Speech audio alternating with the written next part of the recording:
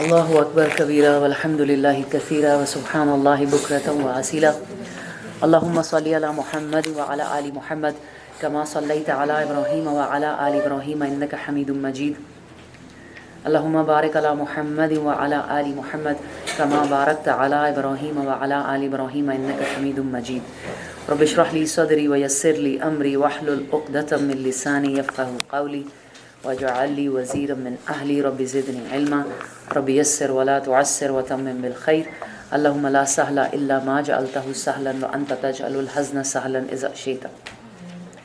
السلام علیکم ورحمۃ اللہ وبرکاتہ. آیت نمبر 58 سورہ العراف. سورہ العراف آیت نمبر 58. اور وہ اللہ ہی ہے جو ہواؤں کو اپنی رحمت کے آگے آگے خوشخبری لیے ہوئے بھیجتا ہے، پھر جب وہ پانی سے لدے ہوئے بادل اٹھا لاتی ہے تو انہیں کسی مردہ سرزمین کی طرف حرکت دیتا ہے اور وہاں میںہ برسا کر اسی مری ہوئی زمین سے طرح طرح کے پھل نکال لاتا ہے. دیکھو اس طرح ہم مردوں کو حالت موت سے نکالتے ہیں، شاید کہ تم اس مشاہدے سے سبق لو. جو زمین اچھی ہوتی ہے وہ اپنے رب کے حکم سے خوب پھل پھول لاتی ہے، اور جو زمین خراب ہوتی ہے اس سے ناقص پیداوار کے سوا کچھ نہیں نکلتا. اس طرح ہم نشانیوں کو بار بار پیش کرتے ہیں ان لوگوں کے لیے جو شکر گزار ہیں.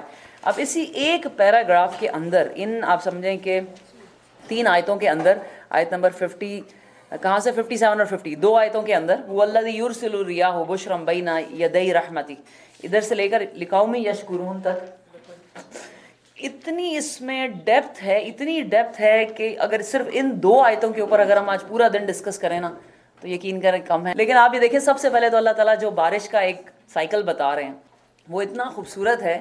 اس کی کس طرح، جیسے کہ ہم بارش کا پانی جو ہوتا ہے نا دیٹ از کالڈ ماء طہور، رسول اللہ صلی اللہ علیہ وسلم نے اس کو کہا ہے پاک پانی. اور لوگ بارش سے ایسے ڈرتے ہیں کہ جیسے پتہ نہیں، آئی ریئلی ونڈر کہ ٹچ نہ ہو جائے بارش. ایسے دیکھا آپ نے کبھی کبھی ایسے اوپر سر پہ کوئی چیز رکھ کے اور یعنی کوئی ذرا سا بھیگ نہ جائیں. اور حالانکہ مجھے بارش اتنی اچھی لگتی ہے جتنی دفعہ بھی ہو سبحان اللہ. اور رسول اللہ صلی اللہ علیہ وسلم تو بارش میں بھیگا کرتے تھے. اور ٹھیک ہے ابھی تو سردی ہم بھیگ نہیں سکتے، لیکن لوگ سخت گرمی میں بھی بارش سے ڈر رہے ہوتے ہیں. لیکن بارش بڑی خوبصورت، بارش بڑی اچھی چیز ہوتی ہے. اور آپ کو یہ معلوم ہونا چاہیے کہ بارش کے وقت کی دعا قبول ہوتی ہے. رسول اللہ صلی اللہ علیہ وسلم نے جو ہمیں بشارتیں دی ہیں ان میں سے ایک بشارت یہ ہے کہ بارش کے وقت کی دعا قبول ہوتی ہے. اور یہ نہیں ہے کہ اگر آپ کی 3 دن سے بارش ہو رہی ہے تو اب دعا قبول ہونا بند ہو گئی، اللہ تعالیٰ کہے گا اب بس بھی کرو. ایسا نہیں ہے. آپ جتنی دفعہ بارش کو دیکھیں اتنی دفعہ دعا مانگیں، آپ کی اتنی دفعہ دعا قبول ہوگی انشاءاللہ تعالیٰ. اس کے بعد اس کے اندر جو ایک اور ڈیپ بات ہے وہ یہ کہ مردے کے اندر سے اللہ تعالیٰ زندہ کو نکالتا ہے، اور اسی طرح اللہ تعالیٰ انسانوں کو زندہ کرے گا. اور یہ جو بارش کے ساتھ اللہ تعالیٰ نے قرآن میں اتنی دفعہ قرآن کو تشبیہ دی ہے. whenever Allah subhanahu wa ta'ala many of the times when he is mentioning بارش he is actually referring to قرآن. اور پھر اسپیشلی جو یہ بات ہے نا کہ جو زمین اچھی ہوتی ہے وہ اپنے رب کے حکم سے خوب پھل پھول لاتی ہے. اس میں آپ یہ دیکھیں قرآن اور بارش. میں چاہتا ہے کہ ایک اسائنمنٹ ہم سب کریں کہ سملیرٹیز بٹوین قرآن اینڈ رین. اور جب اتنی بارش برس رہی ہو نا تو ضرور کرنی چاہیے سملیرٹیز بٹوین قرآن اینڈ رین. ایک تو دونوں اوپر سے نازل ہوئے ہیں، نمبر 1. نمبر 2 آپ دیکھتے جائیں کہ جب بارش جو ہے وہ کسی پتھر پہ پڑتی ہے اس پہ کوئی اثر بھی نہیں ہوتا. جتنی مرضی بارش پڑ رہی ہے ختم ہو جاتی ہے اور اس پتھر ویسے کا ویسا پلین رہتا ہے. اسی طرح کچھ لوگوں کے دل ہوتے ہیں، جتنا مرضی قرآن سنا لو، جتنا مرضی انہیں تزکیہ کرو، کچھ بھی کرتے رہو، ان پہ کوئی اثر نہیں ہوتا. پتھروں کی طرح ان کے دل ہوتے. کچھ ہوتی ہیں جگہیں جہاں پر بارش پڑتی ہے تو کیچڑ ہوتا ہے، وہاں پہ کوڑا پڑا ہوتا ہے تو بدبو پھیل جاتی ہے. وہ بدبو جو چھپی ہوئی ہوتی ہے بارش کے پڑنے سے پھیل جاتی. بالکل اسی طرح کچھ لوگ جب قرآن پڑھتے ہیں اور سنتے ہیں ان کے اندر کی جو نفرتیں اور بغض ہے نا وہ نکل کے باہر آ جاتا ہے، اور وہ مزید ان کی دشمنی بڑھا دیتا ہے قرآن کے خلاف، اسلام کے خلاف. اور کچھ جگہیں ایسی ہوتی ہیں کہ جو اندر سے بڑی ہری بھری ہو، یعنی اندر سے وہ اتنی زرخیز ہوتی ہیں لیکن اوپر سے چلیں ابھی کچھ بھی نہیں ان پہ ہوگا تھا. ان پہ جب بارش برستی ہے فوراً اس کے اندر سے کوئی پھول، کوئی پودے، کوئی درخت، کوئی کچھ نہ کچھ نکلنا شروع ہو جاتا ہے. بالکل اسی طرح کے کچھ ایسے دل ہوتے ہیں کہ جن کو ذرا سا قرآن ٹچ نہیں کرتا اور ان کے دلوں میں سے جو ہے وہ باہر نکلنی شروع ہو جاتی. اسی پہ علامہ اقبال نے کہا تھا نا کہ نہیں مایوس اقبال اپنے کشتے ویراں سے، ذرا نم ہو تو یہ مٹی بڑی زرخیز ہے ساکی. اور ایسا ہے الحمدللہ ایسا ہے لوگ بدلتے ہیں اسی قرآن کی وجہ سے. اور آج بھی قرآن میں وہی طاقت ہے کہ جو ابو بکر کو صدیق اور عمر کو فاروق بنا سکتے. آج بھی قرآن یہ وہی ہے جس کو لے کر اگر ہم اٹھیں، اس کی دعوت کو لے کر اٹھیں، تو آج بھی ہم چین اور اسپین کی جو یعنی سلطنتیں ہیں وہ بھی آج اللہ ہمارے نام کر سکتا. آج بھی یہ وہی قرآن. اچھا تو اللہ تعالیٰ کیا فرماتے ہیں آگے جناب؟ قوموں کے قصے ہیں. ہم کم از کم بھی 6 قوموں کے قصے پڑھنے کے لیے جا رہے ہیں انشاءاللہ تعالیٰ العظیم.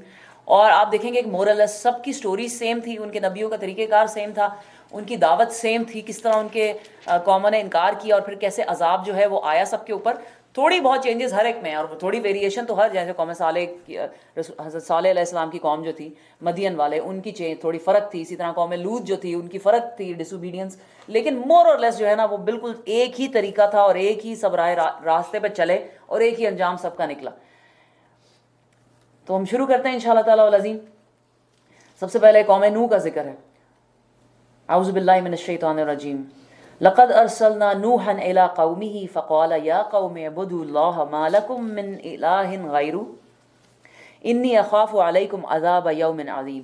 ہم نے نوح کو اس کی قوم کی طرف بھیجا. اس نے کہا اے برادران قوم، اللہ کی بندگی کرو، اس کے سوا تمہارا کوئی خدا نہیں.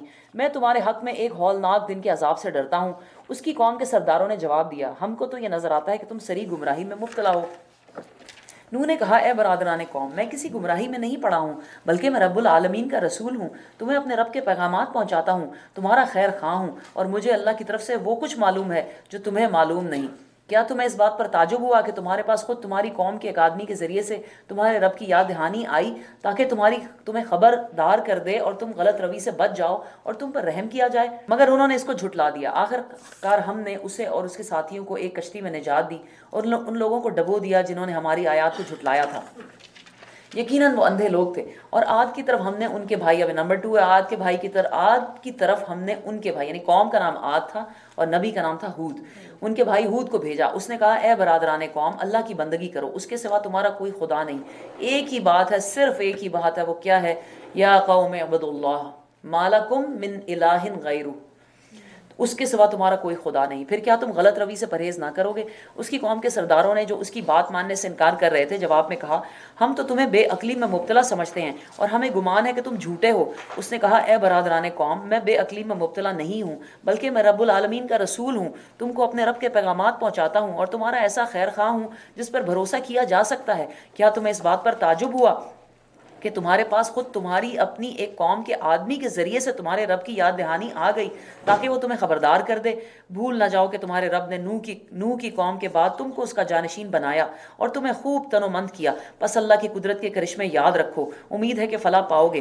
انہوں نے جواب دیا کیا تو ہمارے پاس اس لیے آیا ہے کہ ہم اکیلے اللہ کی عبادت کریں اور انہیں چھوڑ دیں جن کی عبادت ہمارے باپ دادا کرتے آئے ہیں؟ اچھا تو لے آ وہ عذاب جس کی تو ہمیں دھمکی دیتا ہے اگر تو سچا ہے.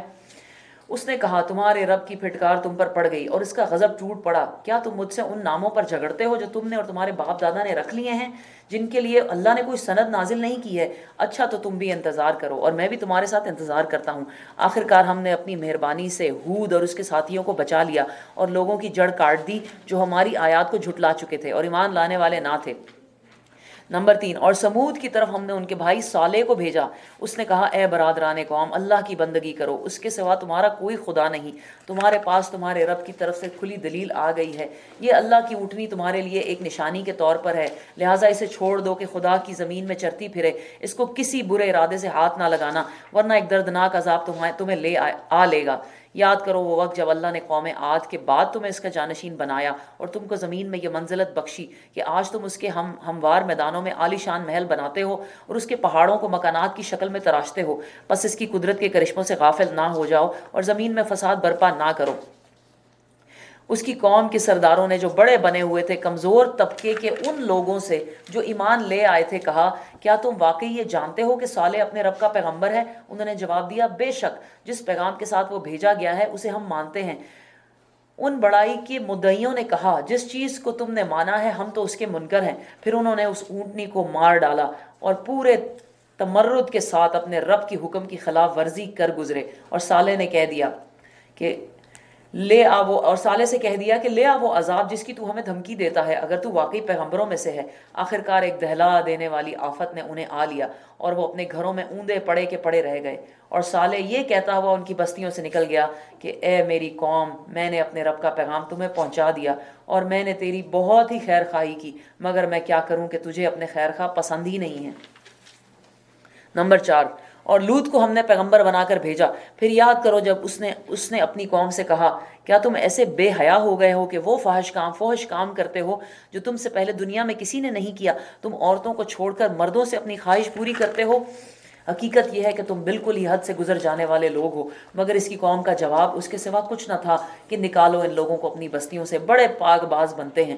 آخرکار ہم نے لوط اور اس کے گھر والوں کو بجز اس کی بیوی کے جو پیچھے رہ جانے والوں میں تھی بچا کر نکال دیا، اور اس قوم پر برسائی ایک بارش، پھر دیکھو کہ ان مجرموں کا انجام کیا ہوا۔ اور مدین والوں کی طرف ہم نے نمبر 5 ہے، اس کے بھائی شعیب کو بھیجا۔ اس نے کہا، اے برادران قوم، اللہ کی بندگی کرو اور اس کے سوا تمہارا کوئی خدا نہیں ہے۔ تمہارے پاس تمہارے رب کی صاف رہنمائی آ گئی ہے، لہٰذا وزن اور پیمانے پورے کرو، لوگوں کو ان کی چیزوں میں گھاٹا نہ دو اور زمین میں فساد برپا نہ کرو جبکہ اس کی اصلاح ہو چکی ہے، اسی میں تمہاری بھلائی ہے اگر تم واقعی مومن ہو، اور زندگی کے ہر راستے پر رہزن بن کر نہ بیٹھ جاؤ کہ لوگوں کو خوف زدہ کرنے اور ایمان لانے والوں کو خدا کے راستے سے روکنے لگو اور سیدھی راہ کو ٹیڑھا کرنے کے در پہ ہو جاؤ۔ یاد کرو وہ زمانہ جب کہ تم تھوڑے تھے، پھر اللہ نے تمہیں بہت کر دیا، اور آنکھیں کھول کر دیکھو کہ دنیا میں مفسدوں کا کیا انجام ہوا۔ اگر تم میں سے ایک گروہ اس تعلیم پر جس کے ساتھ میں بھیجا گیا ہوں ایمان لاتا ہے اور دوسرا ایمان نہیں لاتا تو صبر کے ساتھ دیکھتے رہو یہاں تک کہ اللہ ہمارے درمیان فیصلہ کر دے، اور وہی سب سے بہتر فیصلہ کرنے والا ہے۔ اس کی قوم کے سرداروں نے جو اپنی بڑائی کے گھمنڈ میں مبتلا تھے اس سے کہا، اے شعیب، ہم تجھے اور ان لوگوں کو جو تیرے ساتھ ایمان لائے ہیں اپنی بستی سے نکال دیں گے، ورنہ تم لوگوں کو ہماری ملت میں واپس آنا ہوگا۔ شعیب نے جواب دیا، کیا زبردستی ہمیں پھیرا جائے گا؟ خواہ ہم راضی نہ ہوں، ہم اللہ پر جھوٹ گڑنے والے ہوں گے اگر تمہاری ملت میں پلٹ آئیں، جبکہ اللہ ہمیں اس سے نجات دے چکا ہے۔ ہمارے لیے تو اس کی طرف پلٹنا اب کسی طرح ممکن نہیں ہے، الا یہ کہ خدا ہمارا رب ہی ایسا چاہے۔ ہمارے رب کا علم ہر چیز پر حاوی ہے، اسی پر ہم نے اعتماد کر لیا ہے۔ اے رب، ہمارے اور ہماری قوم کے درمیان ٹھیک ٹھیک فیصلہ کر دے، اور تو بہترین فیصلہ کرنے والا ہے۔ اس کی قوم کے سرداروں نے جو اس کی بات ماننے سے انکار کر چکے تھے آپس میں کہا، اگر تم نے شعیب کی پیروی قبول کر لی تو برباد ہو جاؤ گے۔ مگر ہوا یہ کہ ایک دہلا دینے والی آفت نے ان کو آ لیا اور وہ اپنے گھروں میں اوندے پڑے کے پڑے رہ گئے۔ جن لوگوں نے شعیب کو جھٹلایا وہ ایسے مٹے کہ گویا کبھی ان گھروں میں بسے ہی نہ تھے۔ شعیب کو جھٹلانے والے ہی آخرکار برباد ہو گئے۔ اور شعیب یہ کہہ کر ان بستیوں سے نکل گیا کہ اے برادران قوم، میں نے اپنے رب کے پیغامات تمہیں پہنچا دیے اور تمہاری خیر خواہی کا حق ادا کر دیا، اب میں اس قوم پر کیسے افسوس کروں جو قبول حق سے انکار کرتی ہے۔ کبھی ایسا نہیں ہوا کہ ہم نے کسی بستی میں نبی بھیجا ہو۔ اب تیسرا جو قصہ آ رہا ہے حضرت موسیٰ علیہ السلام کا، اس سے پہلے اللہ سبحانہ تعالیٰ اس کی کچھ ڈیٹیل دے رہے ہیں، اور آپ نے دیکھا کہ کتنی سملیرٹیز ہیں۔ ہم نے اس لیے ان کو اتنا ڈیٹیل میں نہیں پڑھا کہ ایک تو الحمدللہ ہم میں سے سب کے سب اس سے آلریڈی بہت زیادہ واقف ہیں، اور دوسری بات یہ کہ ہم انشاءاللہ تعالیٰ العظیم آگے جب اور ہم قرآن ڈیٹیل میں آئے گا تو ہم یہ سارے نبیوں کے قصے جو ہیں بڑی ڈیٹیل میں آئیں گے، تب ہم لوگ انشاءاللہ ڈسکس کریں گے۔ تو اللہ سبحانہ تعالیٰ فرما رہے ہیں، کبھی ایسا نہیں ہوا کہ ہم نے کسی بستی میں نبی بھیجا ہو اور اس بستی کے لوگوں کو پہلے تنگی اور سختی میں مبتلا نہ کیا ہو، اس خیال سے کہ شاید وہ عاجزی پر اتر آئیں۔ پھر ہم نے ان کی بدحالی کو خوشحالی سے بدل دیا، یہاں تک کہ وہ خوب پھلے پھولے اور کہنے لگے کہ ہمارے اسلاف پر بھی اچھے اور برے دن آتے ہی رہے ہیں، آخرکار ہم نے انہیں اچانک پکڑ لیا، انہوں نے خبر تک نہ ہوئی۔ اگر بستیوں کے لوگ ایمان لاتے اور تقوی کی روش اختیار کرتے تو پھر کیا ہوتا؟ دیکھیں ذرا، اگر لوگ ایمان لاتے اور تقوی کی روش اختیار کرتے تو ہم ان پر آسمان اور زمین سے برکتوں کے دروازے کھول دیتے، مگر انہوں نے تو جھٹلایا، لہٰذا ہم نے اس بری کمائی کے حساب میں انہیں پکڑ لیا جو وہ سمیٹ رہے تھے۔ پھر کیا بستیوں کے لوگ اب اس سے بے خوف ہو گئے ہیں کہ ہماری گرفت کبھی اچانک ان پر رات کے وقت نہ آ جائے گی جبکہ وہ سوتے پڑے ہوں گے، یا انہیں اطمینان ہو گیا کہ ہمارا مضبوط ہاتھ کبھی یکایک ان پر دن کے وقت نہ پڑے گا جبکہ وہ کھیل رہے ہوں گے؟ کیا یہ لوگ اللہ کی چال سے بے خوف ہیں؟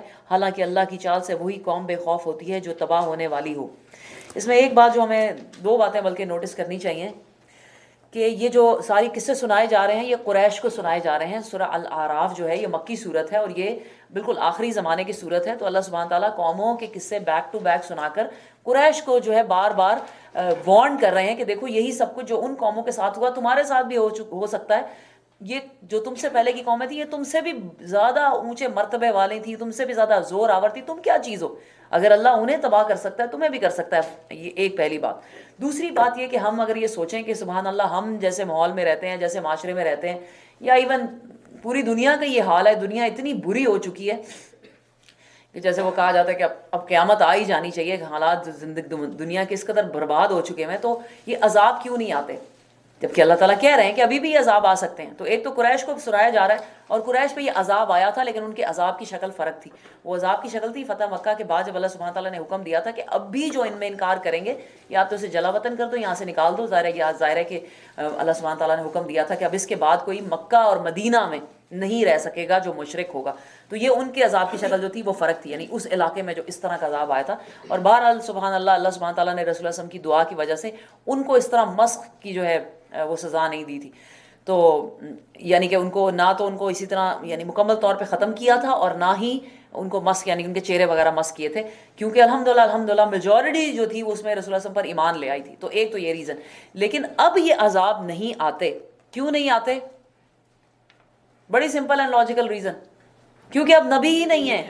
جب کوئی نبی آتا ہے اور نبی خود اپنی زبان سے اس قوم کو وارن کرتا ہے، اور پھر وہ قوم ایمان نہیں لاتی اور اس نبی کو ہی یعنی قتل کرنے اور اس کی تکذیب کرنے پر ٹل جاتی ہے، تو یعنی تل جاتی ہے، تو پھر اللہ تعالیٰ اس قوم پہ عذاب لاتے ہیں. تو اب اس دنیا میں کوئی نبی آنا ہی نہیں ہے، تو اس لیے ویسا قوموں پہ عذاب نہیں آ سکتا، ویسا قوموں پہ عذاب نہیں آ سکتا. ٹھیک ہے، کہیں بھی کتنی ہی کوئی بری آ جائے، برائی ہو جائے، لیکن کیونکہ نبی موجود نہیں ہے نا، تو اللہ کا انصاف نہیں ہے کہ جب نبی نہیں آیا، نبی نے ایڈریس ہی نہیں کیا، ان سے ڈائریکٹ بات ہی نہیں کی، تو ان کو ایسا عذاب دیا جائے، تو وہ عذاب نہیں آ سکتا. لیکن اللہ تعالیٰ ابھی بھی چھوٹے عذاب بھیجتے ہیں، وہ آتے ہیں، عذابوں کی شکل میں آتے ہیں. اور اس سے بھی زیادہ خوف زدہ ہونے والی بات یہ ہے ہمارے لیے کہ انڈیویجول عذاب آتے ہیں، پر پرسن عذاب آ سکتے ہیں، سزا بھی مل سکتی ہے، آزمائش بھی ہو سکتی ہے. اور ہمارے اوپر جو تکلیفیں آتی ہیں وہ سزا ہے یا آزمائش ہے، وہ پتہ کرانے کا ایک طریقہ لٹمس ٹیسٹ ہے کہ اگر تو وہ تکلیف آپ کو، کوئی بھی آپ کو تکلیف آئی ہے، آپ کو بیماری آ گئی، یا آپ کو اگر یعنی نعوذ باللہ کوئی ایکسیڈنٹ ہو گیا، گھر میں آگ لگ گئی، کوئی بھی پریشانی آ گئی آپ کو، تو اس کا لٹمس ٹیسٹ یہ ہے کہ اگر اس تکلیف اور پریشانی نے آپ کو اللہ سے قریب کیا تو وہ آزمائش تھی، اور اگر اس تکلیف اور پریشانی نے آپ کو مزید اللہ سے دور کر دیا تو وہ آپ کی سزا تھی. Simple as that. تو اس لیے یہ باتیں ذہن میں رکھنی چاہیے کہ یہ عذابوں کے قصے جو سنائے جاتے ہیں وہ کس لیے سنائے جاتے ہیں. اور کیا ان لوگوں کو جو سابق اہل زمین کے بعد زمین کے وارث ہوتے ہیں، اس امر واقعی نے کچھ سبق نہیں دیا کہ اگر ہم چاہیں تو ان کے قصوروں پر انہیں پکڑ سکتے ہیں، مگر وہ سبق آموز حقائق سے تغافل برتتے ہیں اور ہم ان کے دلوں پر مہر لگاتے ہیں، پھر وہ کچھ نہیں سنتے. یہ قومیں جن کے قصے ہم تمہیں سنا رہے ہیں تمہارے سامنے مثال میں موجود ہیں. ان کے رسول ان کے پاس کھلی کھلی نشانیاں لے کر آئے، مگر جس چیز کو وہ ایک دفعہ جھٹلا چکے تھے پھر اسے وہ ماننے والے نہ تھے. دیکھو اس طرح ہم منکرین حق کے دلوں پر مہر لگا دیتے ہیں. ہم نے ان میں سے اکثر میں کوئی پاس عہد نہ پایا بلکہ اکثر کو فاسق ہی پایا. پھر ان قوموں کے بعد جن کا ذکر اوپر کیا گیا ہے، ہم نے موسیٰ کو، اور یہ نمبر 6 ہے حضرت موسیٰ علیہ السلام کی کہانی، اور یہ ان ساروں میں سے سب سے زیادہ ڈیٹیلڈ ہے. This is one of the places in قرآن جہاں حضرت موسیٰ کی کہانی بڑی ڈیٹیل میں بتائی گئی ہے. ایک تو سورہ بقرہ میں بنی اسرائیل کی کہانی اللہ تعالیٰ نے بڑی ڈیٹیل میں بتائی، اور وہاں جس طرح بتائی ہے یہ قرآن کا ایک اعجاز ہے، ایک معجزہ ہے کہ جس صورت میں اللہ سبحانہ تعالیٰ جس نبی کی، لیٹس ٹیک دی ایگزامپل حضرت موسیٰ، کہ اللہ سبحانہ تعالیٰ جس جگہ پہ اس نبی کا ذکر کر رہے ہوتے ہیں وہ اسی صورت کے کانٹیکسٹ میں ہوتا ہے. یعنی یہ ہمیں لگے گا کہ بار بار وہ بات آ رہی ہے، لیکن آپ سوچیں کہ ہم جو سورہ بقرہ میں آلریڈی قصہ پڑھ چکے ہیں بنی اسرائیل کا، وہ بالکل اس سورہ کے کانٹیکسٹ میں تھی کہ اللہ تعالیٰ انہیں ان کی نعمتیں یاد کروا کر اور پھر ان کے گناہ ان کو یاد کروا کر انہیں اس نعمت سے معزول کر رہے تھے. یہی کانٹیکسٹ تھا. یہاں دیکھیں اس صورت میں کانٹیکسٹ کیا ہے کہ اللہ سبحانہ تعالیٰ جو قوموں نے جھٹلایا ہے نا اپنے نبیوں کو، اس کانٹیکسٹ میں سارا ذکر آئے گا انشاءاللہ تعالیٰ. وہ پڑھتے ہیں اور بڑی ڈیٹیل میں، اس کے علاوہ اور بھی بڑی صورتوں میں حضرت موسیٰ کا قصہ بڑی ڈیٹیل میں ہے، جیسے کہ الحمدللہ انشاءاللہ تعالیٰ سورہ طٰہٰ میں ہم آگے چل کے پڑھیں گے. اور جب باقی نبیوں کے قصے بھی آئیں گے تب مسلسل سورہ حضرت موسیٰ علیہ السلام کی قوم کا ذکر آئے گا. اور حضرت موسیٰ علیہ السلام کا ذکر قرآن میں سب سے زیادہ ڈیٹیل میں اور سب سے زیادہ یعنی اس کی مثالیں دی گئی ہیں، جس کی ایک وجہ جو ہے، ایک جو سب سے first and the foremost reason, اور بہت ساری ریزن کی وجہ سے لیکن جو سب سے زیادہ امپورٹنٹ ریزن ہے وہ یہ ہے کہ حضرت موسیٰ علیہ السلام کی قوم ہمارے لیے اگزامپل ہے. ایگزامپل ہے. اللہ تعالیٰ نے ان کو مرر بنایا ہمارے لیے. مسلمانوں کے لیے قرآن نازل ہوا تھا جو رسول اللہ صلی اللہ علیہ وسلم کے سامنے تھے, اور حضرت موسیٰ علیہ السلام کی قوم جو ہے وہ ان کے لیے ایگزامپل تھی کہ یہ اور جیسے رسول اللہ صلی اللہ علیہ وسلم کی حدیث کے مطابق کہ جو کچھ انہوں نے کیا تھا وہ سب کچھ تم کرو گے, یہاں تک کہ اگر ان میں سے کوئی ایک لیزرڈ کے ہول میں گھسا تھا تو تم بھی گھسو گے, یعنی سو مچ سو, اتنی ڈیٹیل میں تم ان کو فالو کرو گے. اور اس کے علاوہ بھی بہت ساری ریزن ہے, اور یہ بھی ریزن ہے کہ مدینہ میں جو تھے وہ موجود تھے یہودی, اور جو قریش تھے وہ ڈائریکٹ ان سے کانٹیکٹ میں تھے اور ایک ایک بات وہاں سے جا کے پوچھتے تھے اور ان سے میسیجز لے کر آتے تھے. سورہ راف کیونکہ مکی ہے اس لیے میں نے یہ کانٹیکٹ دیا, ورنہ مدینہ میں تو ظاہر ہے ڈائریکٹلی وہ سنتے بھی تھے. تو آگے اللہ سبحانہ تعالیٰ فرماتے ہیں ثم بعثنا من بعده موسیٰ بآیاتنا الی فرعون وملئہ فظلموا بها. پھر ان قوموں کے بعد جن کا ذکر اوپر کیا گیا ہے, ہم نے موسیٰ کو اپنی نشانیوں کے ساتھ فرعون اور اس کی قوم کے سرداروں کے پاس بھیجا, مگر انہوں نے بھی ہماری نشانیوں کے ساتھ ظلم ہی کیا. بس دیکھو کہ ان مفسدوں کا کیا انجام ہوا. موسیٰ نے کہا اے فرعون, میں کائنات کے مالک کی طرف سے بھیجا ہوا آیا ہوں, میرا منصب یہی ہے کہ اللہ کا نام لے کر کوئی بات حق کے سوا نہ کہوں. میں تم لوگوں کے پاس تمہارے رب کی طرف سے صریح دلیل ماموریت لے کر آیا ہوں, لہٰذا تو بنی اسرائیل کو میرے ساتھ بھیج دے. فرعون نے کہا اگر تو کوئی نشانی لایا ہے تو اپنے دعوے میں سچا ہے تو اسے ذرا پیش کر.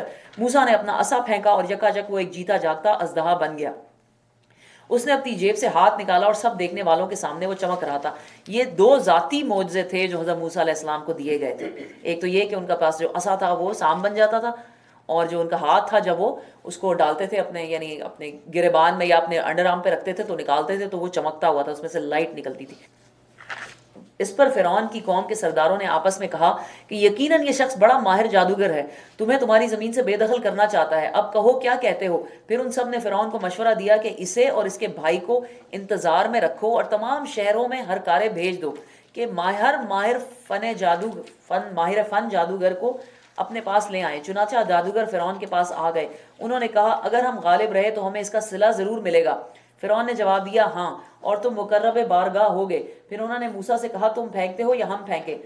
موسیٰ نے جواب دیا تم ہی پھینکو. انہوں نے اپنے آنچر پھینکے, یعنی ان کے پاس جو بھی چیزیں تھیں, جو بھی ان کے ہاتھ میں چھوٹی چھوٹی سوٹیاں تھیں یا رسیاں تھیں پرابلی جو چھوٹے چھوٹے روپ سے, وہ انہوں نے پھینکے. تو نگاہوں کو مسحور اور دلوں کو خوف زدہ کر دیا اور بڑا ہی زبردست جادو بنا لائے. ہم نے موسیٰ کو اشارہ کیا کہ پھینک اپنا عصا. اس کا پھینکنا تھا کہ آن ہی آن میں وہ ان کے جھوٹے طلسم کو نگلتا چلا گیا. اچھا, اب کیا تو دونوں نے ایک ہی کام تھا. حضرت موسیٰ نے اپنا عصا پھینکا تھا اور انہوں نے اپنے روپس پھینکے تھے, اور وہ دونوں ہی سانپوں میں چینج ہو گئے تھے. تو فرق کیسے پتہ چلتا؟ فرق یہ ہے کہ جو جادوگروں نے کیا تھا وہ جادو تھا, اور جادو کیا ہوتا ہے؟ صرف نظر کا دھوکا ہوتا ہے, ایلوژن ہوتی ہے. اور یہ اتنی زبردست ہوتی ہے کہ آج کے زمانے میں بھی جو جادوگر ہیں وہ کھڑے کھڑے آئیفل ٹاور کو گم کر دیتے ہیں, احرام مصر کو گم کر دیتے ہیں اور لوگوں کو نظر نہیں آ رہا ہوتا. بلکہ ایسے ایسے جادو ہوتے ہیں لیکن اس میں کوئی سچائی نہیں ہوتی. آپ یہ مت سمجھیں کہ وہ کہیں سچ مچ ہو رہا ہوتا, وہ ایسا نظر کا دھوکا ہوتا ہے, ایسا ایلوژن وہ پیدا کرتے ہیں. یعنی جیسے آپ سوچیں کہ جیسے ہوتا ہے نا کسی کو میسمرائز کر دینا, یا ہپنوسس جیسے ہوتا ہے, کسی کو نہیں ہپنوٹائز کر دینا. اب وہ آپ نے دیکھے ہوں گے کبھی کبھی ایسے وہ یعنی بڑے بڑے ماہر اپنے فن کے سٹیج پہ کھڑے ہوتے ہیں, یوٹیوب پہ ویڈیوز بھی اس کی موجود ہیں. وہ ایسا لوگوں کو سٹیج پہ بلاتے ہیں, وہ ایسی بات کرتے ہیں سارے کے سارے سو جاتے ہیں, پھر کوئی بات کرتے ہیں سارے کے سارے اٹھ جاتے ہیں. زیادہ تر اس میں ڈرامہ ہوتا ہے لیکن اصل بھی ہوتے ہیں. ہپنوسس جو ہے it's an art and also a science. اس کا کوئی ماہر ہو تو وہ کر سکتا ہے, this is very much possible. تو یہ جو جادو تھا جو انہوں نے کیا تھا, اٹ واز جسٹ آنکھوں کا باندھ دینا تھا کہ انہیں مسحور کر دیا تھا کہ وہ دیکھ کچھ اور رہے تھے, ہو کچھ اور رہا تھا. لیکن جو حضرت موسیٰ علیہ السلام نے کیا تھا وہ جادو نہیں تھا, وہ معجزہ تھا. واقعی جو سٹک تھی وہ سانپ میں چینج ہو گئی تھی, اور لوگوں کے لیے وہ ایک ہی بات تھی. لوگ سمجھ رہے تھے یہ وہ مسحور ہے, لیکن کون سمجھ گئے تھے؟ جادوگر سمجھ گئے تھے کہ یہ illusion نہیں ہے, this is real, this is real. تو یہ ہوتا ہے معجزے اور جادو میں فرق. معجزہ جو ہوتا ہے, معجزے کا مطلب بیسکلی ہوتا ہے اینی تھنگ دیٹ از خرق عادت, جو یعنی ٹریڈیشن سے ہٹ کے, یعنی کہ جو عادت ہوتی ہے نا, جو ریگولیرٹی ہوتی ہے, اس سے کوئی چیز ہٹ جائے تو اسے خرق عادت معجزہ کہتے ہیں. معجزہ ہمیشہ اللہ کی طرف سے ہوتا ہے. معجزہ کسی دعوے کے جواب میں دیا جاتا ہے, کسی دعوے کے جواب میں نبیوں کو دیا جاتا ہے. اور لانے والا نبی ہوتا ہے ہمیشہ. باقی لوگوں کے ہاتھوں سے جو کبھی کبھی کرامات ہو جاتی ہیں نا، وہ کرامات ہوتی ہیں، معجزے نہیں ہوتے. معجزہ صرف نبی لا سکتا ہے، نبی کر سکتا ہے. کسی اور کے لیے وہ کرنا ناممکن ہوتا ہے. وہ معجزہ صرف اور صرف حق کی دلیل کے لیے دیا جاتا ہے. ایسے نہیں ہوتا کہ کبھی کسی کا دل چاہے تو آج ہی معجزے آ جاتے ہیں. حق کی دلیل کے لیے معجزہ دیا جاتا ہے. اور جادو جو ہوتا ہے وہ صرف دنیا کے فائدے کے لیے. اور اس میں اتنی بڑی دلیل، یعنی اللہ سبحانہ تعالیٰ نے جو مینشن کیا نا کہ جادوگر آئے اور انہوں نے کہا جی ہم جادو دکھائیں گے، لیکن کیا ہمیں صلہ ملے گا؟ ہمیں اس کا یعنی ہمیں اس کے پیمنٹ کتنی ملے گی؟ تو فرعون نے کہا میں تمہیں خوش کر دوں گا. تو وہ دنیا کے فائدے کے لیے کیا جاتا ہے جادو. اور جادو آنکھوں کا سحر ہوتا ہے، دماغ کا باندھنا ہوتا ہے. اور کوئی بھی انسان اس کو سیکھ سکتا ہے، کر سکتا ہے، لیکن اس کی شرط پتہ ہے کیا ہے؟ شرک. آپ کو شرک سیکھنا پڑتا ہے، اس کے لیے شرک کرنا پڑتا ہے. کیونکہ جو انسان جادو سیکھتا ہے، آپ کو پتہ ہے کہ وہ اسلام کے دائرہ اسلام سے خارج ہو جاتا ہے. سبحان اللہ. اور یہ جو ہم سمجھتے ہیں نا کہ کبھی کبھی کسی لوگوں کے پاس بڑے کوئی جن ہیں، یا وہ ایسی باتیں بتا دیتے ہیں، یا مستقبل کا حال، یا یعنی پاسٹ کا بھی حال بتا دیتے ہیں، ان لوگوں کے پاس ایسے مطلب ہم سمجھتے ہیں کہ کوئی اللہ کے بڑے پہنچے ہوئے بندے ہیں. موسٹ آف دا ٹائم، اور یقین کریں کہ آج کے زمانے تو آئی وڈ سے یعنی وداؤٹ اینی ایکسیپشن، وہ لوگ ان کے پاس جن ہوتے ہیں. اور جن صرف تب آپ کی، آپ کہتے ہیں نا اس کے قبضے میں جن ہے. جن کسی کے قبضے میں نہیں آتے. جن صرف آپ کے ساتھ یعنی آپ کے ساتھ آپ کو سپورٹ کر سکتے ہیں، آپ کو اسسٹ کر سکتے ہیں جب آپ ان کو اللہ کے ساتھ شریک ٹھہرا لیں. آپ ان کو اللہ کے ساتھ شریک ٹھہرا لیں. اور یہ پھر میں نے ڈاکٹر اسرار کی مسجد میں لیکچر، جو ان کے کوئی اسٹوڈنٹ تھے، ان کا لیکچر تھا، انہوں نے یہ کہا تھا کہ ان کے پاس ایک خاتون کا کراچی سے فون آیا، اور وہ کہہ رہی تھی، بہت رو رہی تھی اور کہتی ہیں کہ میرے بھائی جو ہیں بہت بڑے پیر ہیں، میرے بھائی بہت بڑے پیر ہیں، اور دن میں لوگوں کا تانتا لگا رہتا ہے، لوگ آتے ہیں اور دعائیں منگواتے ہیں اور یہ وہ. اور کہتی ہے رات کو میں نے خود اپنے کانوں سے سنا ہے کہ وہ کمرے میں بیٹھ کے تو اللہ اور اس کے رسول کو بری بری باتیں اور نعوذ باللہ گالیاں دے رہے ہوتے ہیں. یہ میں نے خود سنا ہے کانوں سے. تو یہ جو جن قبضے میں آتے ہیں یہ ایسے نہیں آ جاتے، آپ کو اس کے لیے بہت کچھ کرنا پڑتا ہے. پھر شیطان آپ کی مدد کرتا ہے، اور پھر دیکھیں کہاں تک مدد کرتا ہے آپ کی. اچھا، ہم نے موسیٰ کو اشارہ کیا کہ پھینک اپنا عصا. اس کا پھینکنا تھا کہ ان کی آن میں وہ ان کے اس جھوٹے طلسم کو نگلتا چلا گیا.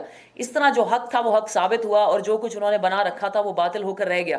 فرعون اور اس کے ساتھی میدان مقابلہ میں مغلوب ہوئے، اور فتح مند ہونے کی بجائے الٹے ذلیل ہو گئے. اور جادوگروں کا یہ حال ہوا کہ گویا کسی چیز نے اندر سے اندر سجدے میں گرا دیا.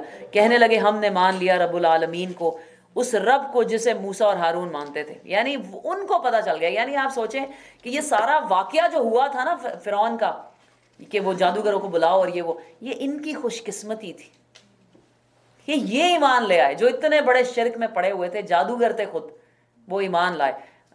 سبحان اللہ، اٹس جسٹ امیزنگ. اور جادو کے اوپر اتنی یعنی ایک ایسی چیز ہے جو آپ کو فیسنیٹ کرتی ہے، یہ جادو اور جن. حالانکہ یہ صرف جھوٹے نگوں کی ریزہ کاری ہے، اندر سے یہ کچھ بھی نہیں. کسی جادوگر سے پوچھے جا کے ہاؤ پیتھیٹک دیٹ از، فوراً سجدہ ریز ہو گئے. سبحان اللہ. لیکن دیکھیں اس سے ایک اور بات بھی پتہ چلتی کہ اللہ نے وہ جو نان مسلمس تھے ان کے تھرو ہی اتنے بڑے مجمع کے اندر اسلام پھیلا دیا.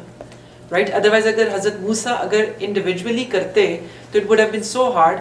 ہی انوائٹڈ ایوری بڈی کہ کم ہو، اینڈ دین اتنے بڑے مجمع کے سامنے اللہ تعالیٰ نے اپنا معجزہ ان کو دکھا کے ان کو اسلام قبول کیا. سبحان اللہ. لیکن اس میں ایک اور بات بھی ہے. اب آپ نے بات کہی ہے تو آپ یہ سوچیں کہ یہ جادوگر اصل میں کتنے ہمبل تھے، ورنہ اتنے لوگوں کے سامنے اپنی اتنی بڑی آرٹ کو پیش کرنا اور پھر اس سے ریٹریو کر جانا اور مان لینا کہ ہم جھوٹے تھے، ہم غلط تھے، ہم مشرک تھے اور موسیٰ سچا ہے، جس سے آپ کا مقابلہ ہو رہا ہو.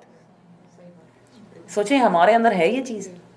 ہم سے تو کوئی جیت جائے اگر تو پھر ہم اس کو بتاتے ہیں ذرا کہ ہم کیا چیز ہے. سبحان اللہ. تو واقعی وہ اس قابل تھے. اور یقین کر لیں اس بات پہ کہ جو ہدایت کے قابل ہوتا ہے نا اسے ہدایت مل ہی جاتی. اور یہ بات جو ہے نا، یہ بات میں نے اس دن ریئلائز کی تھی جب وہ جو آرنوڈ وین ڈون ہے نا، جنہوں نے، وہ ڈنمارک کے ہیں، وہ ڈچ ہیں، انہوں نے ہالینڈ کے، انہوں نے وہ بنائی ہوئی ہے جو سب سے پہلی رسول اللہ علیہ وسلم کے اوپر کیریکیچر کی جو مووی بنی تھی نا، انہوں نے بنائی تھی. تو انہوں نے اسلام قبول کر لیا اور وہ یہاں پر آئے تھے، اور وہ ایکنا کی جو ہماری کانفرنس تھی اس کے اندر وہ لیکچر دے رہے تھے. تو اس قدر دیٹ پرسن از यानी ग्रेसफुल एंड अमेजिंग, कि उनको देख के मैंने कहा कि इस बंदे ने तो मुसलमान होना ही था। बात को मेरी समझ में आ रही?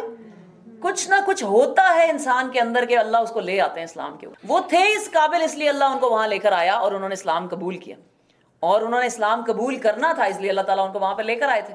That is the reason. दोनों ही चीजें होती हैं। अल्हम्दुलिल्लाह अल्हम्दुलिल्लाह। अच्छा जी, तो फिर क्या हुआ? फिरौन ने कहा तुम इस पर ईमान लाए कबल इसके कि मैं तुम्हें इजाज़त दूं। यकीनन ये कोई खुफिया साजिश थी जो तुम लोगों ने इस दारुल सल्तनत में की है, ताकि इसके मालिकों को इक़्तिदार से बेदखल कर दो। अच्छा, तो इसका नतीजा अब तुम्हें मालूम हुआ चाहता है। मैं तुम्हारे हाथ पाँव मुख्तलिफ सिमतों से कटवा दूंगा और उसके बाद तुमको सूली पे चढ़ाऊंगा। उन्होंने जवाब दिया, बहरहाल हमें पलटना अपने रब ही की तरफ है। तू जिस बात पर हमसे इंतकाम लेना चाहता है वो इसके सिवा कुछ नहीं है कि हमारे रब की निशानियां जब हमारे सामने आ गईं तो हमने उन्हें मान लिया। ए रब, हम पर सब्र का फिजान उंडेल दे, हम पर फैजान कर और हमें दुनिया से उठा तो इस हाल में कि हम तेरे फरमा बरदार हों। बहुत ही प्यारी दुआ मांगी उन्होंने जादूगरों ने, रब्बाना अफ़रिग़ अलैना सब्रन व तवफ़्फ़ना मुस्लिमीन। इस तरह ईमान आता है, जब ईमान आता है ना तो फिर आपके हाथ पांव कटवाएं या सर कटवाएं या सूली चढ़ाएं या आपको दर बदर करें या आपको सड़कों पे घसीटें, कोई परवाह नहीं होती। इंसान दो आलम से करती है बेगाना दिल को, अजब चीज़ है लज्जत आशनाई।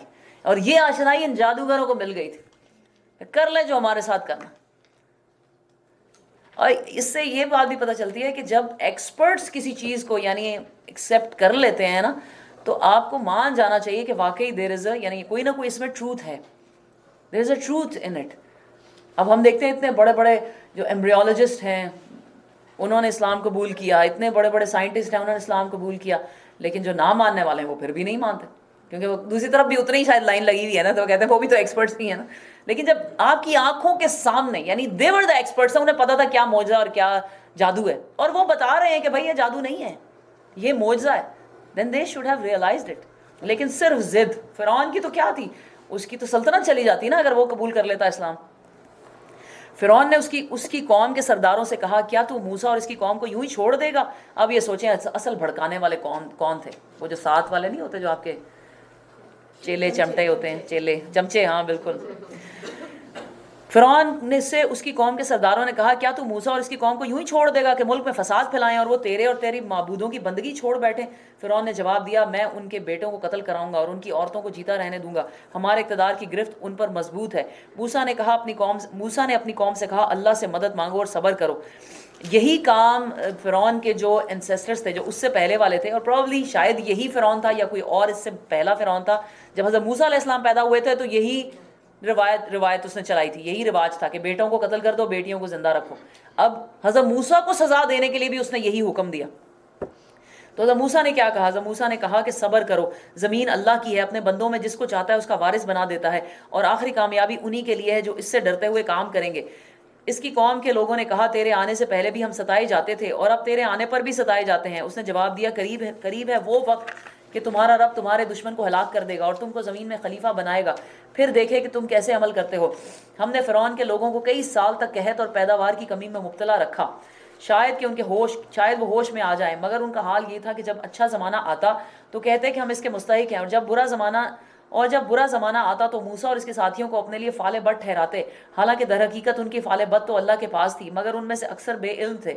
उन्होंने मूसा से कहा, तू हमें मशहूर करने के लिए खा कोई निशानी ले आए, हम तो तेरी बात मानने वाले नहीं हैं। आखिरकार हमने उन पर तूफान भेजा, टिड्डी दिल भेजे। ये 5 बड़े बड़े अजाब थे जो एक्चुअली इस कौम पर आए थे।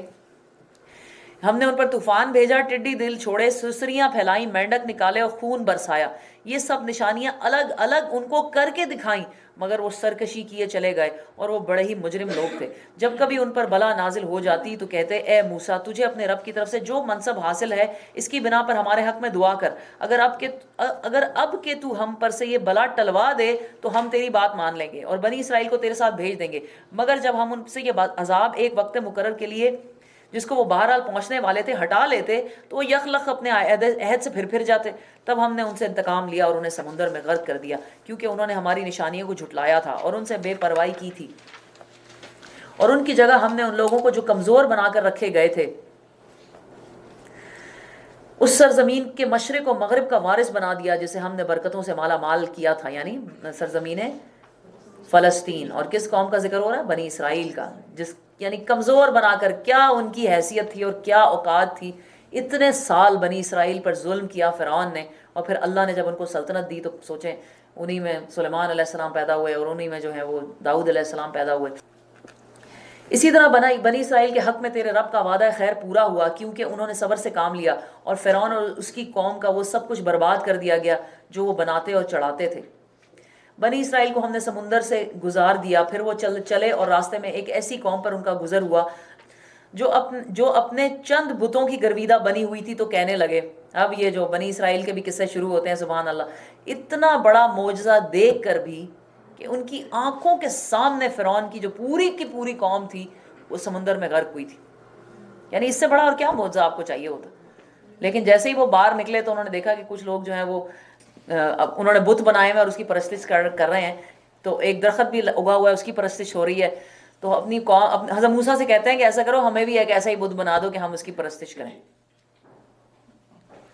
انسانوں کو نا ایک بڑی عجیب, اور اسپیشلی جو غلام قومیں ہوتی ہیں ان کو بڑی ایک پیتھیٹک سٹیٹ میں رہتی ہیں. ایک بڑی انفارچونیٹ سٹیٹ ان کی یہ ہوتی ہے کہ کسی قوم کی غلامی میں رہنے کی وجہ سے نا ان کی اندر کی جو آزادی ہوتی ہے نا, جو روح ہوتی ہے, وہ مر جاتی ہے, وہ مسخ ہو جاتی ہے. وہ دوسرے جس کے وہ غلام ہوتے ہیں نا اس کے انفلوئنس میں آ جاتی. یہ اتنے عرصے کیونکہ مصریوں کی غلامی میں رہے تھے اور مصر تھے بت پرست, ان کے دلوں میں بھی بت پرستی جو تھی وہ جم گئی تھی. اب وہ کتنی ان کے سامنے معجزے اللہ کے دکھاتے تھے, لیکن وہ پھر نکل کے, اللہ تعالیٰ قرآن میں ہی کہتے ہیں کہ ان کے دلوں میں بچڑا جو ہے وہ گھول کے پلا دیا گیا, وہ نکلتا ہی نہیں.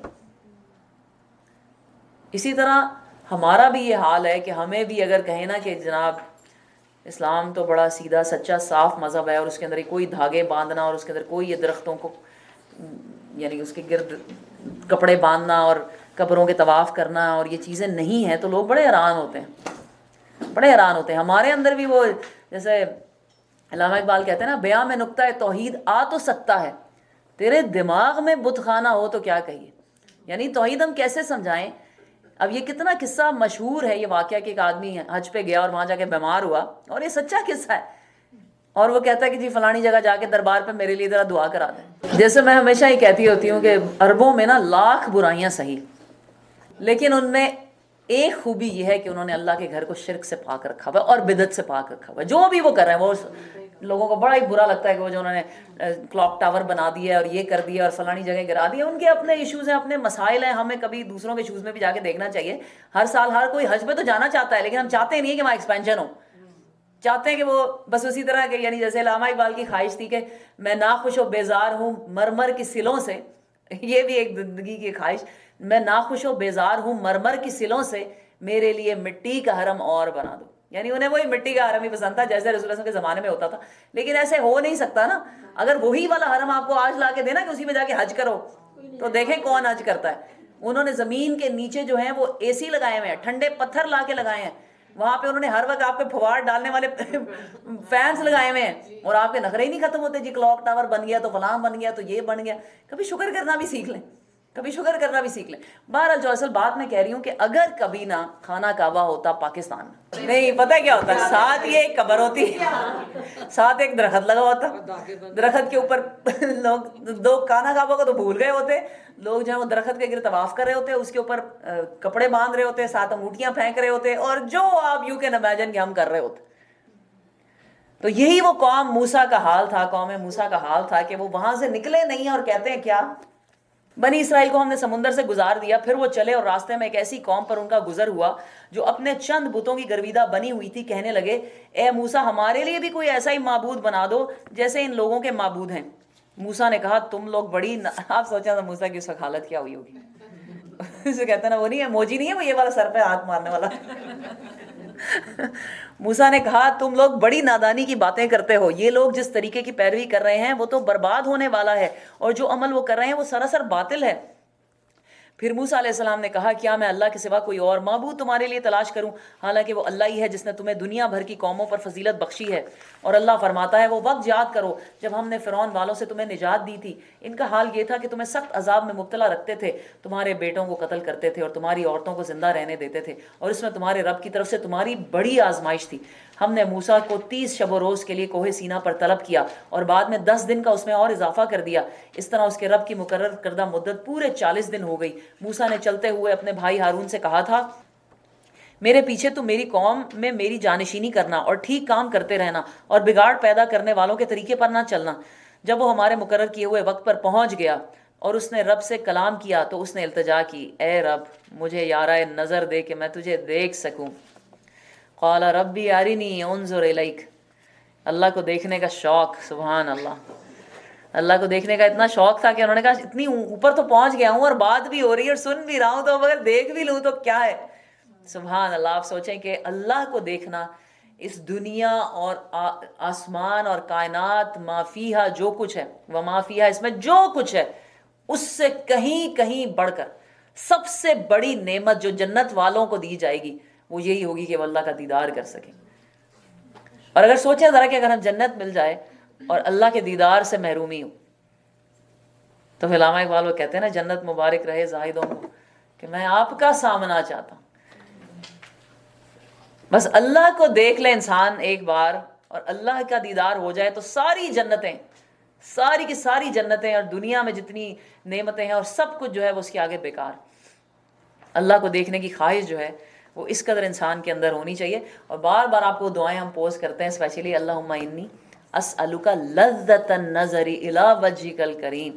اے اللہ میں تجھ سے مانگتی ہوں وہ لذت جو تیرے چہرے کو دیکھنے پر مجھے ملے گی. اس لذت کے بغیر یقین کریں ہماری زندگی, ہمارا جینا مرنا سب بیکار, اگر وہ لذت نہ مل سکے. فرمایا تو مجھے نہیں دیکھ سکتا, ہاں ذرا سامنے کی پہاڑ کی طرف تو دیکھ, اگر وہ اپنی جگہ قائم رہ جائے تو البتہ تو مجھے دیکھ سکے گا. چنانچہ اس کے رب نے جب پہاڑ پر تجلی کی تو اسے ریزہ ریزہ کر دیا اور موسیٰ غش کھا کر گر پڑا. جب ہوش آیا تو بولا پاک ہے تیری ذات, میں تیرے حضور توبہ کرتا ہوں اور سب سے پہلے ایمان لانے والا ہوں.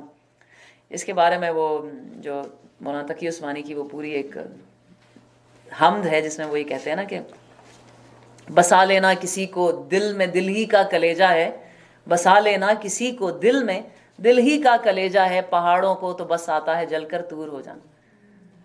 اتنا ڈیپ شعر ہے نا یہ, بہت ہی اچھی پڑھی ہوئی ہے, بہت ہی خوبصورت انہوں نے پڑھی ہوئی ہے. اللہ تعالیٰ ان کو بھی کروٹ کروٹ جنت نصیب کرے, انہیں بہت اونچے درجات عطا کرے جنت میں. فرمایا اے موسیٰ میں نے تمام لوگوں پر ترجیح دے کر تجھے منتخب کیا ہے. واہ سبحان اللہ. قال یا موسیٰ انی اصطفیتک علی الناس برسالتی, میں نے اپنی رسالت کے لیے تمام لوگوں پر تجھے چن لیا ہے, اور میں نے تجھے چن لیا ہے کس بات کے لیے, اور مجھ سے ہم کلام ہو, بس جو کچھ میں تجھے دوں اسے لے جا اور شکر بجا لا. اس کے بعد ہم نے موسیٰ کو ہر شعبہ زندگی کے متعلق نصیحت اور ہر پہلو کے متعلق واضح ہدایت تختیوں پر لکھ کر دے دی. اس نے کہا ان ہدایات کو مضبوط ہاتھوں سے سنبھال, اللہ تعالیٰ نے کہا, اور اپنی قوم کو حکم دے کہ ان کے بہتر مفہوم کی پیروی کریں. عنقریب میں تمہیں فاسقوں کے گھر دکھا دوں گا, میں اپنی نشانیوں سے ان لوگوں کی نگاہیں پھیر دوں گا جو بغیر کسی حق کے زمین میں بڑے بنتے ہیں. وہ خواہ کوئی نشانی دیکھ لیں کبھی اس پر ایمان نہ لائیں گے. اگر سیدھا راستہ ان کے سامنے آئے تو اسے اختیار نہ کریں گے, اور اگر ٹیڑھا راستہ نظر آئے تو چل پڑیں گے اس پر, اس لیے کہ انہوں نے ہماری نشانیوں کو جھٹلایا اور ان سے بے پرواہی کرتے رہے. ہماری نشانیوں کو جس کسی نے جھٹلایا اور آخرت کی پیشی کا انکار کیا تو اس کے سارے اعمال ضائع ہو گئے. کیا لوگ اس کے سوا کچھ اور جزا پا سکتے ہیں کہ جیسا کریں وہ ویسا ہی بھریں؟ هل یجزون الا ما كانوا يعملون, جو کرو گے جو جیسا کرے گا وہ ویسا ہی بھرے گا. موسیٰ کے پیچھے اس کی قوم کے لوگوں نے اپنے زیوروں سے ایک بچڑے کا پتلا بنا لیا. انہوں نے کہا اچھا نہ آپ نہیں بنا کے دیتے تو چلو ہم پھر خود ہی بنا لیتے. ایک بچڑے کا پتلا بنا لیا جس میں سے بیل کی سی آواز نکلتی تھی. کیا انہیں نظر نہ آتا تھا کہ وہ نہ ان سے بولتا تھا نہ کسی معاملے میں ان کی رہنمائی کرتا تھا, مگر پھر بھی انہوں نے اسے معبود بنا لیا اور وہ سخت ظالم تھے. پھر جب ان کی فریب خوردگی کا طلسم ٹوٹ گیا اور انہوں نے دیکھ لیا کہ در حقیقت وہ گمراہ ہو گئے تو کہنے لگے اے ہمارے رب, اگر ہمارے رب نے ہم پر رحم نہ فرمایا اور ہم سے درگزر نہ کیا تو ہم برباد ہو جائیں گے. اچھا یہ جو بچڑا انہوں نے سونے سے بنایا تھا, کہتے ہیں کہ وہ سامری ان کے ایک ساتھ تھا جو سو کالڈ اسلام لا کر تو جو ان کے حضرت موسیٰ علیہ السلام کے ساتھ وہاں سے نکل گیا تھا, اور وہاں پر وہ جادوگر بھی تھا, اس کو تھوڑا بہت جادو بھی آتا تھا, تو اس نے ساروں کا زیور اکٹھا کر کے تو ایک بچڑا اس کو پگھلا کے تو ایک بچڑے کی شکل کا جو ہے وہ ایک بت بنا دیا تھا. اور کہتے ہیں کہ اس کے اندر سے کوئی آواز ایسے آتی تھی جیسے سیٹی والی آواز تھی, اور وہی لوگ سن کے جو اتنے مسحور ہو گئے اور اتنے ٹن ہو گئے اور اتنے انہیں امپریس ہو گئے کہ انہوں نے کہا ہاں ہاں ہاں یہی ضرور ہمارا معبود ہمارا خدا ہے. انسان کو نا، اور ہم بھی بڑی دفعہ بڑی جلدی جو ہے چھوٹی چھوٹی چیزوں سے اتنے امپریس ہو جاتے ہیں. لوگوں کی ذرا سا کسی کا انفلوئنس نہیں ہوتا، کسی کی کوئی ذرا سے کسی کے اندر کوئی چیز ایسی نہیں دیکھی کہ وہ کوئی بڑا بن گیا، یا ہمارے جتنے یہ سب کی سب جو ہوتی ہے نا، یہ جہالت ہوتی ہے، علم کی کمی ہوتی ہے. کسی نے کوئی ذرا سی کرامت نہیں دکھائی. اب جیسے کہ کل بھی میں اس کی بات کر رہی تھی نا، وہ امیز کہ آپ لوگوں کو پتہ نہیں ہے، وہ اتنی مشہور ویڈیو ہے کہ ایک کچھوے کو باقاعدہ انہوں نے اس کو وہ پیر پیغمبر سمجھتے ہیں، آپ نے دیکھی ہوئی، کہ کہتے ہیں کہ اس کی جو اس کا شیل ہے نا، جو اس کے اوپر اللہ رسول کا نام لکھا ہوا ہے، اور وہ ایسے کر کے پتہ نہیں عجیب سی، جیسے نہیں لوگ کہتے ہیں کہ جی آسمان پہ نام لکھا ہوا تھا تو فلانی جگہ نام لکھا ہوا تھا، یہ تربوز کے اندر ہے یا بھیڑ کے اوپر ہے یا فلانی جگہ، تو وہ کچھوے کے اوپر لکھا ہوا ہے نام. تو جی کچھوے سے اتنے لوگ امپریس ہو رہے ہیں اور اس کو پیر سمجھ رہے ہیں اور اس سے دعائیں منگوا رہے ہیں، اور وہ جس گندے تالاب میں رہتا ہے اسی میں اپنے سارے کام کرتا ہے، اس میں سے پانی اپنے بچوں کو پلا رہے ہیں اور خود پی رہے ہیں. اچھا وہ جو اس کا گارڈین تھا، کیئر ٹیکر تھا نا، جو سارا اس کا یعنی بینیفیشری ہے، اینڈ میں جا کے اقرار الحسن کا یہ ہے، تو انہوں نے جا کے کہا کہ ذرا آپ یہ پانی پی کے دکھائیں پلیز، جو آپ اپنے سامنے چھوٹے چھوٹے بچوں کو پلا رہے ہیں. تو بندے نے نہیں پیا. تو اتنی جلدی چیزوں سے امپریس ہو جانا، ہر چیز سے امپریس ہو جانا، ذرا سی کوئی چیز دیکھی نہیں اپنے سے فرق، اور کوئی ذرا سی یعنی ہم اتنے کو اندر سے امپریس ہونا ہے تو اللہ کی چیزوں سے امپریس ہوں، اللہ کی باتوں سے امپریس ہوں، اللہ کی آیات سے امپریس ہوں، اس سے ہم امپریس نہیں ہوتے. جی بہن. یہ لاہور میں جو انڈیا پاکستان کا بارڈر ہے نا، اس ایریا میں کوئی جیسے بارش کے بعد کوئی مٹی میں نا بڑی سوندھی سوندھی سی خوشبو آنی شروع ہو گئی. لوگ لاہور کے ادھر ادھر سے دور دور سے، لاہور سے باہر سے بھی سننے میں آیا کہ لوگ، اور وہ مٹی کلووں کے حساب سے بکنا شروع ہوا. اس میں بہت خوشبو اور یہ ملو اور صاف. کسی کاسمیٹکس کمپنی نے اپنی کیمیکل سارا اسٹارٹ کیا تھا، اس وجہ سے جب پوری مٹی نارمل ہے، یہ کیوں اتنی خوشبودار ہے. میں بھی کہنے لگی تھی ہم بھی یہاں پہ کوئی مٹی میں خوشبو ڈال کے بیچنا شروع کر دیں. سبحان اللہ. تو اس لیے اتنی جلدی کسی چیز سے امپریس نہیں ہونا چاہیے. اور یہ اس لیے بھی ہمیں یاد رکھنا چاہیے کہ آپ کو پتہ ہے جب دجال آئے گا، اور رسول اللہ نے کہا تھا وہ میری امت میں آئے گا، تو ہو سکتا ہے کہ ہم یا ہماری نسلیں اس کو دیکھیں، اس کے اندر اس سے بھی بڑی جلدی لوگ امپریس ہو جائیں گے نا. جی میں سوچ رہی تھی کہ ہم اس لیے جلدی امپریس ہو جاتے ہیں کیونکہ ہم نے قرآن نہیں پڑھا ہوا نا. ہم جب تک آیتوں سے گزرتے نہیں ہیں تو ہمیں پتہ نہیں، پھر ہم اس سے امپریس ہوتے ہیں. لیکن جب تک ہمارے پاس اس کی نالج ہی نہیں ہوگی تو ہم پھر دوسری چیزوں سے امپریس ہوتے ہیں. بالکل صحیح. نہ پڑھ کے بھی اتنی بڑی کائنات ہے، اتنا کچھ ہے دیکھنے کو کہ ہم آیت نہ بھی پڑھے اگر نہیں، کیونکہ جب تک ہم ریلیٹ کر سکتے ہیں. بالکل. ہم ہر نئے فیشن سے امپریس ہو جاتے ہیں، ہر نئی کوئی جو بھی کوئی بھی ذرا سا کوئی ایکسٹراڈنری کام کر لے ہم اس سے امپریس ہو جاتے ہیں. مثلا ہم ٹروڈو سے اتنے امپریس ہیں، مثلا ہم جسنڈا آرڈن سے اب اتنے امپریس ہو گئے ہیں کہ ہمیں تو لگتا ہے کہ پتہ نہیں ہم اسے کیا سے. ٹھیک ہے یہ ان کے اچھے کام ہیں، ان کے اچھے کاموں سے امپریس ہونا چاہیے، لیکن اتنے بھی نہیں امپریس ہونا چاہیے کہ ہم اپنے دین سے بھی آگے ان کو بڑھا دیں. جو ان میں غلطیاں یا ان میں ہمیں اس کے بارے میں بھی یعنی ہمیں کیئرفل رہنا چاہیے کہ ان میں کیا خرابی ہیں، یہ لوگ کیا کیا غلط کر رہے ہیں. ہم ہر چیز سے بڑی جلدی امپریس ہو کے ان کی ساری برائیاں بھی بلا کے تو ہم کہتے ہیں کہ بس یہی ہے دنیا میں سب کچھ، اور یہی ایسا نہیں ہے. آج واقعی اگر ویسٹ اتنی ترقی کر گیا تو کبھی ہم بھی تھے ترقی پہ، اور کبھی ہم بھی آئیں گے انشاءاللہ تعالی العظیم. ہمیں لگتا ہے کہ، اور یہ بڑی عجیب بات ہے کہ لوگ یہ کہتے ہیں کہ نہیں جی یہ ویسٹ ہی یہ ڈیزرو کرتے تھے کہ وہ دنیا میں ترقی کر سکیں. ہاں انہوں نے کچھ اصول اپنائے، اور بقول علامہ اقبال کے آپ یہ دیکھیں، علامہ اقبال کی جو بک ہے نا ریکنسٹرکشن آف اسلامک تھاٹس، اس کے اندر انہوں نے لکھا ہوا ہے کہ جو ویسٹ ہے نا، اس کی ویسٹرن سیولائزیشن جو ہے نا، اس کی انر کور از قرآنک. ایگزیکٹلی. تو اس لیے یہ ترقی کر گئے. تو ویسٹ سے امپریس ہونے کی بجائے آپ ان ویلیوز سے امپریس ہوں جو انہوں نے اسلام سے ہی لی ہیں. ہمیں یہ بتانا چاہیے کہ بھئی ہمارے پاس آپ سے بھی بہتر چیز ہے، لیکن ہم نے بس اس پہ عمل نہیں کیا، اس لیے آج ہم دھکے کھا رہے ہیں. یہ مشکل لگتا ہے باقی. اور یہی ریزن یہی ہے کہ ہم امپریس ہوئے ہیں ہر چیز سے، کیونکہ اپنے اندر کانفیڈنس نہیں ہے نا. لیکن یہاں پہ تو مشکل نہیں لگتا نا. یہاں پہ ہم ان کے ساتھ جب رہتے ہیں تو ہم بڑے آرام سے فالو کرتے ہیں. لیکن جیسے بیک ہوم جاتے ہیں جب پی آئی سے جیسے لاہور ایئرپورٹ پہ اترتے ہو آپ کا وہ نکل آتا ہے باہر، فوراً سے باہر لائن نہیں بنانی، پہلے میرا کام کرو، کلیوں سے بدتمیزی. we start right then and there. لیکن ایک بات جو یہاں پہ میں اس وقت جو پوائنٹ آؤٹ کرنا چاہ رہی ہوں نا، وہ یہ ہے کہ ہم ان کے سامنے بھی اپنی جو ہماری ویلیوز ہیں نا ان کو کم تر سمجھتے ہیں اور سمجھتے ہیں کہ ان کی ویلیوز بہت بڑی ہوئی ہیں. یہ سمجھتے ہیں ہم. یعنی اگر کسی کے لیے ہم نے دروازہ کھولا ہے تو ہم سمجھتے ہیں کہ یہ کینیڈین ویلیو ہے تو ہم اس کو پروموٹ کریں. بے شک ان کی بھی ویلیو انہوں نے اپنائی ہوئی ہے, لیکن اس سے پہلے یہ ہمارے دین نے سکھائی ہمیں. اگر ہم ریسائیکل کرتے ہیں تو یہ ہمارے رسول اللہ صلی اللہ علیہ وسلم نے ہمیں سکھایا ہے کہ کوئی چیز ضائع نہ کرو. پانی تک رسول اللہ صلی اللہ علیہ وسلم نے حضرت سعد بن ابی وقاص رضی اللہ عنہ کو فرمایا تھا کہ اے وقاص, اے سعد, پانی ضائع نہ کرو. تو انہوں نے آگے سے کہا یا رسول اللہ میں تو وضو کر رہا ہوں اور یہ تو بہتی نہر ہے. تو رسول اللہ صلی اللہ علیہ وسلم نے کہا کہ پانی نہ ضائع کرو چاہے تم بہتی نہر کے کنارے کھڑے ہو. آپ سوچیں ذرا کہ دریا بہ رہا ہو, اس میں پانی کیسے ضائع کر سکتے ہیں؟ Think about it. آپ پانی کیسے ضائع کر سکتے ہیں؟ دریا بہ رہا ہے, آپ جتنا مرضی پانی یوز کریں, نہائیں, کھیلیں, کودیں, باہر پھینکیں. رسول اللہ صلی اللہ علیہ وسلم نے کہا تب بھی نہ ضائع کرو پانی.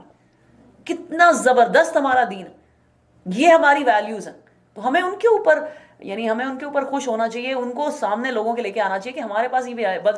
بجائے یہ کہ ہم یہ کرتے ہیں کہ ان سے امپریس ہو کے نا اپنے حجاب اتار دیتے ہیں, اپنے بائے اتار دیتے ہیں, اپنی چیزوں کو چھوڑ کے اور ان کے پیچھے لگ جاتے ہیں. یہ بڑے زبردست لوگ, یہ ہیں زبردست لوگ, لیکن ہم بھی جو ویلیوز کیری کرتے ہیں جن کو ہم بھلا چکے ہیں وہ اس سے بھی زبردست ہیں.